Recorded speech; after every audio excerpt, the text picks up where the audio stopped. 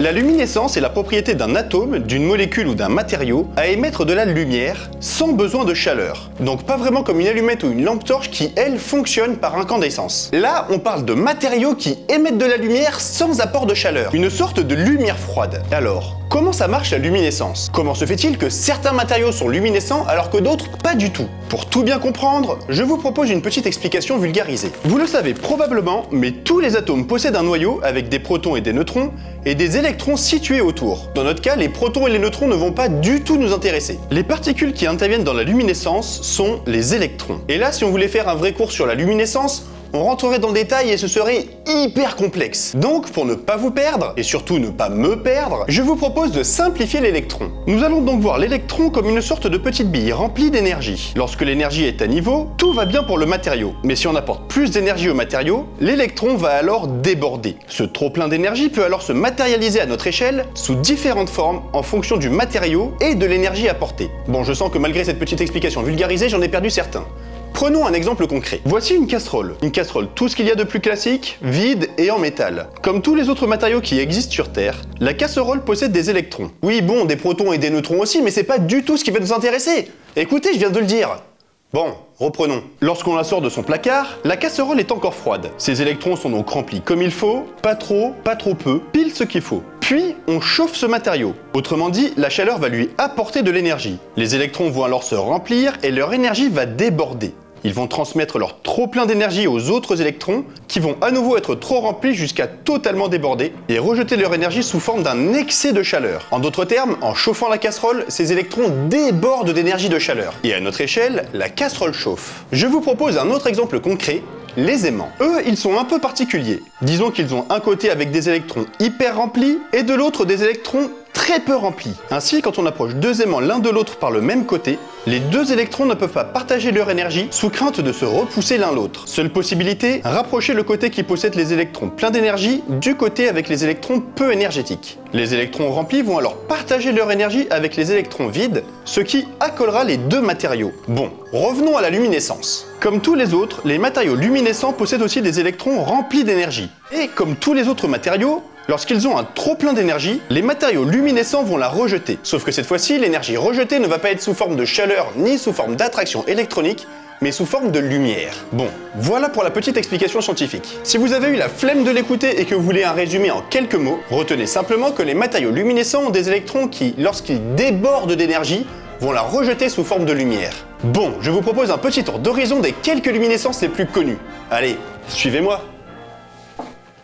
Hello, darkness, my old friend.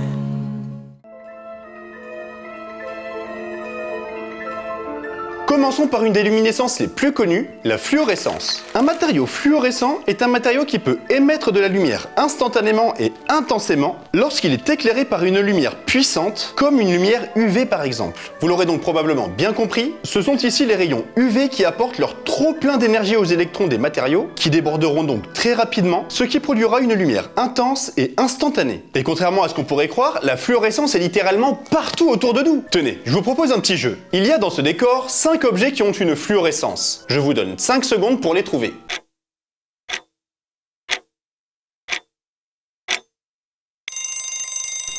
Bon, on voit la solution ensemble? Bon, premier objet et peut-être les plus évidents, les stabilos fluo. Comme leur nom l'indique, quand on éclaire les stabilos fluo avec une lumière UV, on voit bien une très grande fluorescence. Deuxième objet peut-être un petit peu moins connu, cette magnifique bouteille de tonique. Si vous avez déjà goûté du tonique, vous savez qu'il a un goût particulièrement amer. C'est en fait à cause de la quinine, une molécule tout à fait naturelle, qui émet une magnifique fluorescence bleue. Troisième objet, toujours de ce côté, les lentilles corail. Les lentilles corail contiennent du bêta-carotène, qui lui aussi est fluorescent sous lampe UV. Pour les deux derniers objets, c'est un petit peu moins connu. On a d'un côté les livres qui, quand on les éclaire avec une lampe UV, vont briller en bleu à cause d'azurant optique qu'il y a à l'intérieur pour blanchir les pages. Et juste à côté se trouvait une solution de chlorophylle, le fameux pigment vert des plantes, qui, quand elle est éclairée sous lampe UV, brille de couleur magnifiquement rouge. Et s'il y en a parmi vous qui se posaient la question, oui, certaines parties du corps humain sont aussi fluorescentes. Il y a notamment les dents qui contiennent du fluor, qui, comme son nom l'indique, est fluorescent. Si vous vous posiez la question, celle-ci est une fausse dent.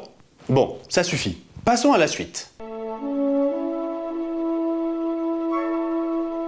Bien évidemment, quand on parle de fluorescence, on pense aussi à la phosphorescence. Après tout, leurs électrons sont remplis avec l'énergie d'une lampe UV pour ensuite la rejeter sous forme de lumière. Mais il existe une petite différence entre les deux. Pour bien comprendre, on va faire un peu évoluer la forme de l'électron du matériau phosphorescent. Celui-ci a une forme de bille classique, mais accrochée à cette bille se trouve une autre toute petite bille. Ainsi, lorsque la bille électronique du matériau phosphorescent est trop remplie par la lumière UV, au lieu de se renverser directement, elle va remplir le petit réservoir qui lui fuira lentement. Ainsi, quand on éclaire un matériau phosphorescent, il va briller moins intensément que le matériau fluorescent, mais pendant beaucoup plus longtemps, continuant ainsi à briller dans le noir.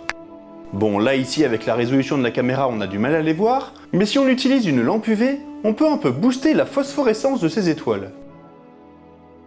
Bon, comme avec ces étoiles, la plupart du temps la fluorescence est simplement récréative. Mais elle peut être aussi utilisée dans la vie de tous les jours, comme par exemple sur cette piste cyclable dans la ville de Pessac, à côté de Bordeaux. Comme vous pouvez vous en douter, entre la piste cyclable et les étoiles phosphorescentes, les molécules phosphorescentes sont très souvent des molécules de synthèse, contrairement à la bioluminescence.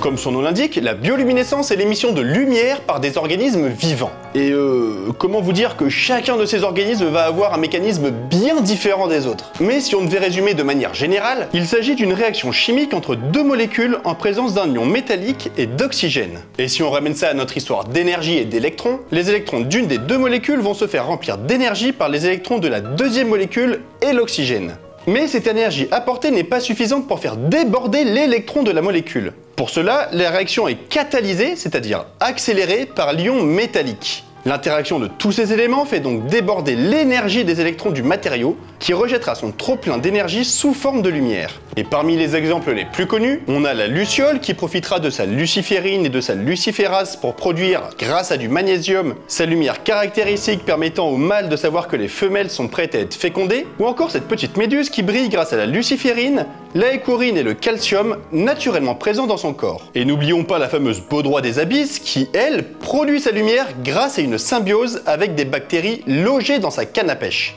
Et bien entendu, la bioluminescence ne concerne pas que les animaux et les insectes, mais aussi certaines plantes ou de nombreuses espèces de champignons. Et comme vous vous en doutez, il existe autant de bioluminescences différentes que d'espèces qui la produisent. La bioluminescence repose donc sur des réactions chimiques pour produire de la lumière. Autrement dit, il s'agit de manière plus générale d'un phénomène de chimiluminescence.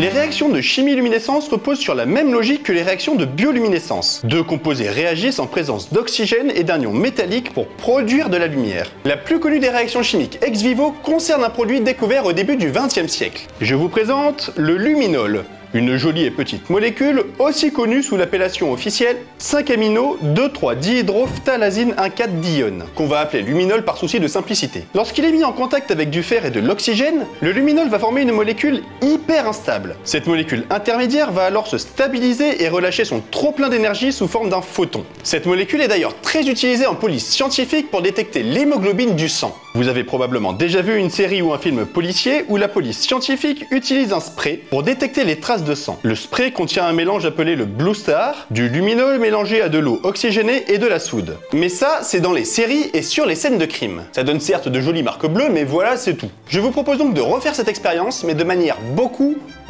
plus spectaculaire. On commence par préparer deux mélanges. Pour le premier, on dissout 200 mg de luminol et 2 g de soude dans 100 ml d'eau. Pour le deuxième, on dissout 1,5 de ferricyanate de potassium dans 100 ml d'eau. Bon, maintenant qu'on a nos deux mélanges, on va pouvoir aller faire la réaction. Ah merde, c'est moi qui dois prendre la caméra. Je verse le luminol et la soude dans un Erlenmeyer et je place le tout sur un agitateur magnétique. Je lance donc l'agitation, mais pas trop vite. Ensuite, j'ajoute quelques gouttes d'eau oxygénée à la solution de fer avant de la verser dans une burette. L'eau oxygénée permettra, comme son nom l'indique, d'apporter l'oxygène nécessaire à la réaction d'oxydation, qui sera ainsi plus rapide et plus intense. Et voilà, on a d'un côté la solution de luminol et de soude dans l'Erlenmeyer, et de l'autre côté le fer oxygéné dans la burette. Puis, on les fait réagir l'un avec l'autre. Bon, comme on voit pas grand chose, je vous propose d'éteindre la lumière.